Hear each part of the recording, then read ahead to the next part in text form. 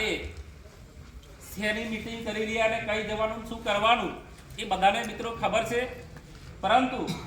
અહીંયા આપણે જે આમ તો સ્ટેજ ગણ્યા છે, આ સ્ટેજ જ કહેવાય આપણા માટે. તો આપણે ઘોઘંબા તાલુકાનું વિભાજન કરી ગુંદી ગામને નવો તાલુકો તરીકે જાહેર કરવાના વિષય અનુસંધાનમાં જે એક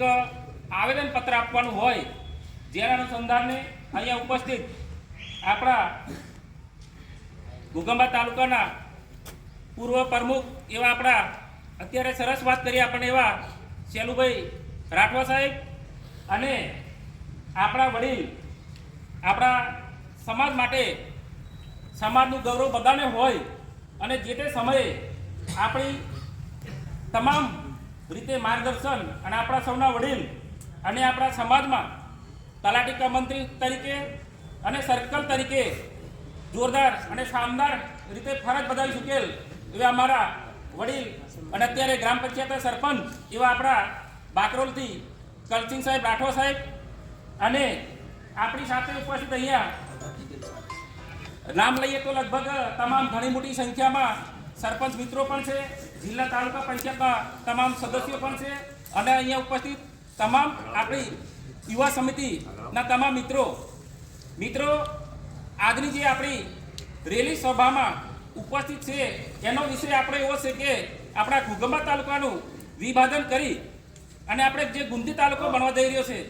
અને એમાં જે સમાવિષ્ટ થતા ગામોના જે લોકોને જે આપણા સમાજના માણસો છે એમને જે સમસ્યા ઊભી થવાની છે અને એમની શું તકલીફો પડવાની છે, તો એમને આપણે અગાઉ ભૂતકાળમાં 2-5 દિવસ પહેલાં પણ અગાઉ જોયું કે